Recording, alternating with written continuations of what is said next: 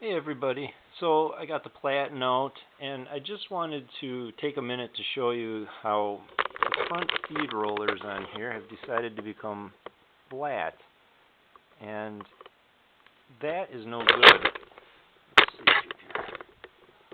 So the paper wouldn't feed because they were flat due to being like this for 85 years. And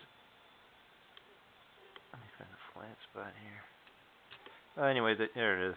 And they didn't turn, so the fix for that is to pull them out and put some new rubber on there that rolls. The back ones were actually fine, believe it or not. You can actually still push your fingernail into the rubber. They're that pliable yet, so that's good, and they're nice and round.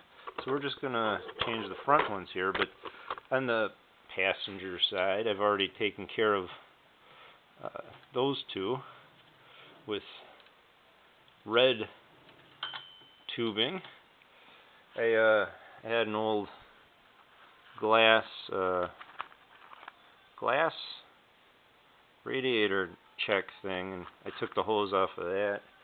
Now, to get this out, the whole reason I'm even recording this is you don't bend up all those little tabs that hold in a paper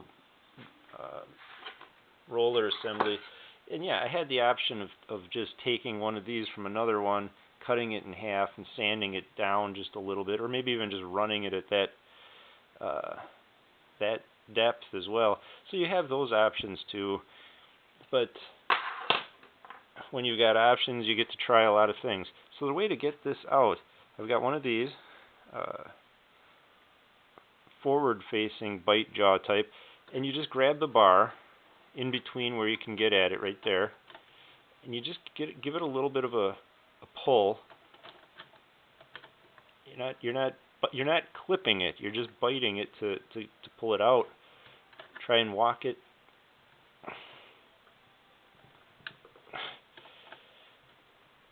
There we go.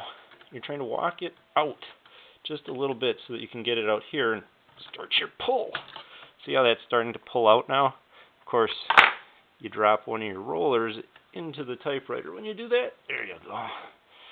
So you can pull the bar out, and then let's get this all the way out. Just be careful, don't mar anything. There we go. And that's how that comes out, and there's the other roller assembly. Now, of course, without it being on camera, it always goes smoother, but now the thing I'm going to do is show you, this is what I was using after I get the tube on. That's not one. Here it is. This is a scoop chisel for woodworking, but it also makes good for shucking the platen surface off of the brass shank here. So you just start shucking it. Come on.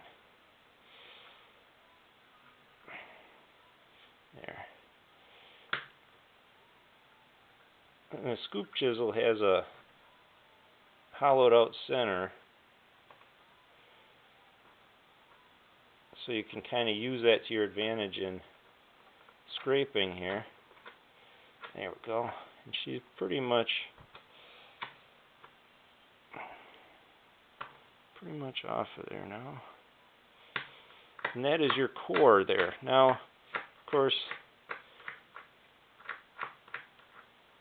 you don't want to put new rubber on a sticky core, so you want to clean that off with whatever you got that you're using for cleaning type of thing. And same with the rod assembly that goes back in. You're going to want to clean that and lube it. It's perfectly straight as long as you don't drop it. And you can push it back in, tap it back in. If you got a brass hammer, you can do it. You don't want to bend it or nothing though. But like I say, your other option would be if you got some old feed rollers off something else that we get into this diameter thing. these flat. So that's clean. That's clean enough. You know, that measurement is going to be approximate. This thing's 7.7. You know, you got a little bit of leeway. Plus, this is, you know, 85 years old, so of course the rubber shrank. So you got to kind of take all that into account when you do your mental math. For me, this diameter was good enough.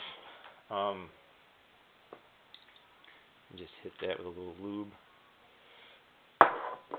And you get that in there a little bit. And you just push it on. This is all in the seen in the screen for you. So you're just pushing it on to the fitting. Don't go overboard with the lube either, because it's not that necessary. You're just, actually I'm just fighting now that I've even put it on there, really. But that's good enough. Alright, so I'm not going for like show perfection here or anything, but I do want it to be nice, you know. So this is a knife I was using to kind of just straighten out this edge here. This is actually an old electrician's knife, but they used it to strip electrical cable. I think a wire stripper would be much easier, but this was what they used back then for stripping wires. Imagine that. That's there. Okay, and now I'm just going to take this and roll it. I can feel where the end is on it, so I'm just going to turn it and roll it. Take a cut to get it out of this other end. There. I mean, that's good enough for me. Now, of course, I got one more to do, the other side, but to show you how to clean that rod down a little bit with that Scotch-Brite, not here. It's this kind of stuff. This is 110. 3M makes it. Okay, and there's no real erosion or anything, so I'm just going to hit that with a little bit of lube. Now, because I have one more to do, this would be the first one going back in, and we'll just get that part done, and then, you know, you repeat the process for the other one.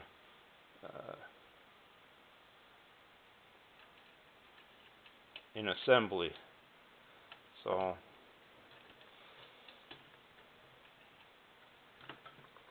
yeah. Now my finger's all oily. Okay, so I got that and I got that. I'm just going to tap it just to get it started there. There we go.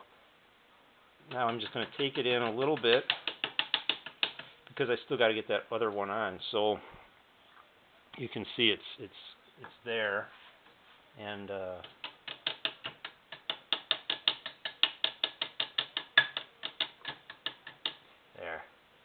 So it's in there and spins. It's beautiful. And so when I get that other one done, then of course I'll set it into where it needs to be and finish tapping this bar through, and that'll be that. So that's how you do it, and then you got your paper feed rollers again. All right, take it easy, everybody. Have a good one.